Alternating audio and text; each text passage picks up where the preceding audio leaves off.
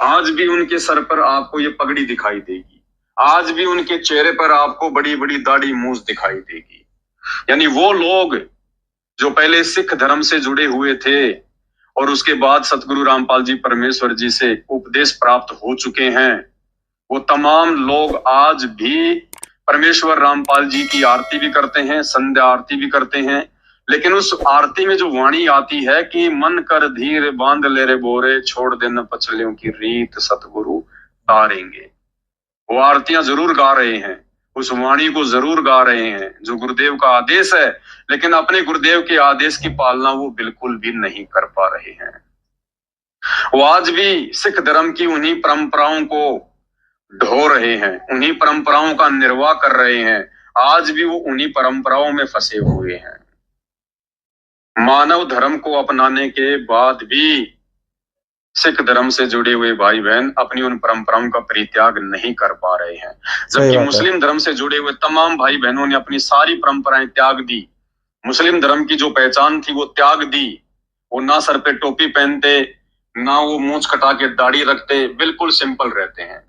ईसाई समाज के भाई बहनों ने दोस्तों यहाँ पर जो पवन दास भाई है संत रामपाल के चेले हैं, ये बिल्कुल सही बोल रहे हैं कि सिखों को दाढ़ी केस कटवा लेने चाहिए और सर से पगड़ी को भी उतार देना चाहिए। इन्होंने जो बात यहाँ पर बोली है मैं उससे 100% एग्री करता हूँ, बिल्कुल एग्री करता हूँ। और ये वीडियो देखने के बाद आप भी एग्री कर जाएंगे, क्योंकि सबसे पहले मैं आपको बता देता हूँ कि जब आपने किसी और धर्म को फॉलो कर लिया तो आपके जो पुराने धर्म का रूपरेखा है, ढांचा है, पुराने सर्टिफिकेट है, उन सभी को छोड़ दो और नए धर्म के बनवाओ भाई जाके।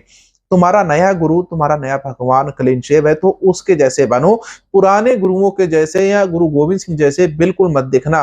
गुरु गोविंद सिंह जी ने सिखों को ये जो स्वरूप बख्शा है, ये अकाल पुरख का साकार रूप है। परमात्मा कैसे दिखाई देते हैं दाढ़ी केसों के अंदर, हम सभी को वैसा स्वरूप बख्शा है। और गुरु जी ने हमें कहा है कि दाढ़ी केस कभी नहीं कटाना। जो दाढ़ी केस कटाएगा, जो सर के बाल कटवाएगा, वो उनका सिख कभी नहीं हो सकता है।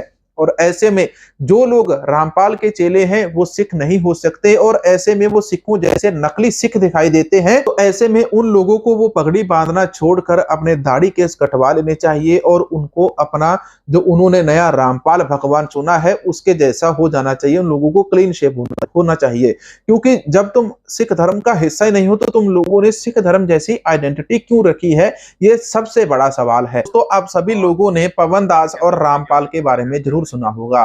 रामपाल जिसे लोग संत रामपाल और भगवान रामपाल भी बताते हैं, लेकिन आज ये संत रामपाल या जो भगवान रामपाल है ये कहां पर, ये इस समय जेल के अंदर बैठे हुए हैं। इनके ऊपर काफी सारे मुकदमे दर्ज किए गए हैं। सरकारी काम के अंदर बाधा डालना, औरतों का गर्भपात कराना, ऐसे काफी सारे मामले रामपाल के ऊपर पहले से दर्ज है। इसके लिए आप गूगल कर लेना, क्योंकि गूगल के ऊपर सारी जानकारी लिखी हुई है। लेकिन रामपाल का एक चेला है जिसका नाम है पवन दास।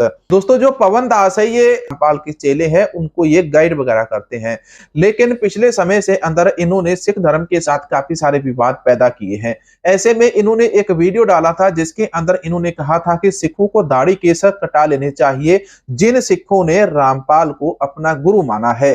अब यही बात ईसाई धर्मांतरण के अंदर भी लागू होती है। जब पंजाब या हरियाणा के अंदर कहीं पर ईसाई धर्मांतरण होता है, लोग ईसाई धर्म को अपना लेते हैं, वहां पर वो लोग अपनी पुरानी आइडेंटिटी के अंदर रहते हैं और वो लोग जो सरकार के द्वारा उनको सेवाएं मिल रही थी उसका लाभ उठाते हैं। अब ये लोग कहते हैं, जो रामपाल का चेला है पवन दास, वो बंदा कहता है कि रामपाल को सभी लोग भगवान मानो, तुम लोग गुरुद्वारे जाते हो, पाठ करते हो, उससे भी तुम लोगों को कुछ नहीं मिलेगा, कोई फायदा नहीं होगा। और दूसरी जो बड़ी बात वो यहाँ पर ये कह देता है कि जो सिख लोग हैं आज के समय जो पगड़ी पहनते हैं, दाढ़ी केस रखते हैं, मतलब कि इन लोगों में से जिन लोगों ने संत रामपाल के धर्म को या संत रामपाल को भगवान मान लिया है, वो संत रामपाल की शरण के अंदर आ चुके हैं। अब वो अपने दाढ़ी मूछ हटा दें और पगड़ी हटा दें, तभी उनको स्वर्ग मिलेगा, तभी वो स्वर्ग लोक के अंदर जा पाएंगे। जैसे पहले कोई हिंदू धर्म से जुड़ा हुआ था तो हिंदू धर्म की जो पहचान है वो इस प्रकार की मानी जाती है, दाढ़ी मूछ के साथ बड़े बड़े बाल, किसी ने ये टीका लगा रखा है तो किसी ने चंदन का टीका लगा रखा है, दाढ़ी मूछ वगैरह बड़ी होना, गले में रुद्राक्ष वगैरह की माला, और ये पीतांबर या भगवा वस्त्र धारण करना, तो इस प्रकार की वेशभूषा को देखकर आम आदमी ये पहचान जाता था कि ये हिंदू धर्म से संबंधित है।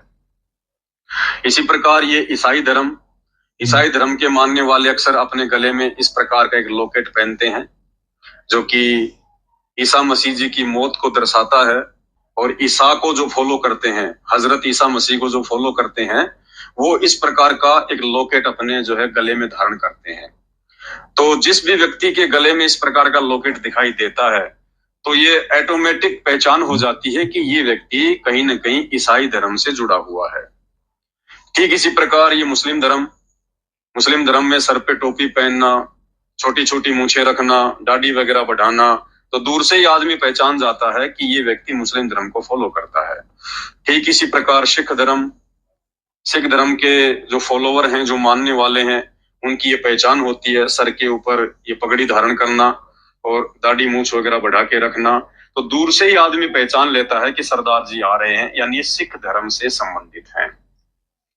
तो ठीक इसी प्रकार वर्तमान में जो दुनिया का सबसे पहला धर्म है, आदि सनातन मानव धर्म, जिस धर्म को दुनिया आध्यात्मिक अज्ञानता के चलते भूल चुकी थी, अब उस आदि सनातन मानव धर्म के प्रवर्तक परम पूज्य परमेश्वर रामपाल जी भगवान धरती पर प्रकट हो चुके हैं। तो हमारी तमाम पहचानें मिट जाती हैं।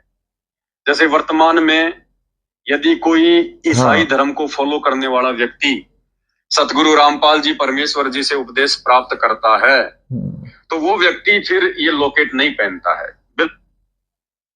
देखो, इनकी पवन दास की बात के साथ मैं बिल्कुल सहमत हूं भाई। अगर तुमने कोई और धर्म और समाज को तुम लोगों ने अपना लिया है, तो कम से कम तुम अपने पुराने धर्म की आइडेंटिटी को छोड़ दो। तुम पहले ईसाई थे, तुम पहले हिंदू थे, तुम पहले ब्राह्मण थे, मुसलमान थे, सिख थे, बुद्ध थे, जैन थे, तुम क्या थे ये मैटर नहीं करता है। इसीलिए ये बंदे यहाँ पर वीडियो बना रहे हैं, और इसीलिए आज हमारे सिखों को भी बुरा लगता है कि कोई हमें सिखों को ऐसे इस प्रकार से कैसे बोल सकता है। इन्होंने अपने वीडियो का टाइटल दिया था, अब तो सिख धर्म की परंपराओं को त्याग दो, तुम मानव धर्मी हो, पगड़ी और दाढ़ी कटवा लो भाई, संत रामपाल जी भगवान। जो मैं समझा हूं इनके वीडियो से, जिन लोगों ने संत रामपाल को भगवान मान लिया है, अब वो संत रामपाल जैसी अपनी वेशभूषा बनाओ, क्लीन शेव हो जाओ, सर के ऊपर बाल कटवा लो, दाढ़ी मूछ मुंडवा लो, कोई भी तुमको और कोई चीज पहनने की जरूरत नहीं है। हम ईसाई धर्मांतरण के अंदर भी देखते हैं कि जो हिंदू है या सिख है, जो ईसाई धर्म को अपना लेते हैं, वो पगड़ी बांधकर ईसाई धर्म के अंदर या चर्च के अंदर चले जाते हैं। ऐसी बहुत सारी चीजें हमें सोशल मीडिया के ऊपर दोस्तों देखने को मिलती है। ईसाई धर्म का जो प्रोग्राम होता है उसके अंदर आप अक्सर ऐसी चीजें देखते हैं जहां पर धर्मांतरित किया जाता है लोगों को, वहां पर सरदार भी और हिंदू भी हमें दिखाई देते हैं। लेकिन यहाँ पर ये जो पवन दास है, ये भी वही बातें बोल रहा है कि तुमने अब अपना पुराना धर्म छोड़ दिया है, तो पुराने धर्म के तुम वस्त्र क्यों पहने हुए हो? आज तुम्हारे ये पुराने वस्त्र पहने हुए देखकर ना तो तुम इधर के दिखाई देते हो, ना तुम उधर के दिखाई देते हो। किसी के भी तुमने भक्त बनना है तो भाई वो सच्चे भक्त बनो, और यही मैं कहता हूं कि आप किसी एक खुदा को मानिए, उसके सच्चे पैरोकार बनिए। इन्होंने पिछले वीडियो के अंदर बोला था कि गुरुद्वारे जाने से मोक्ष नहीं मिलता है, पाठ करने से मोक्ष प्राप्त नहीं होता। और उसी वीडियो के अंदर इन्होंने ये भी बोला था कि वाहेगुरु शब्द श्री गुरु ग्रंथ साहिब जी के अंदर कहीं पर भी नहीं लिखा है। वहां पर शब्द आता है वाहेगुरु वाहेगुरु वाहे जियो, वाहेगुरु वाहेगुरु वाहे जियो। तो वाहेगुरु शब्द बहुत बार श्री गुरु ग्रंथ साहिब जी के अंदर आया है। इन्होंने कहा था एक भी बार किसी भी ग्रंथ के अंदर नहीं लिखा। तो भाई भट्ट साहिबान ने इन शब्दों को लिखा है, आप जरूर जाके पढ़िए पवन दास जी। और हम यही कहेंगे कि आपको आपका धर्म मुबारक, आपको संत रामपाल जी मुबारक।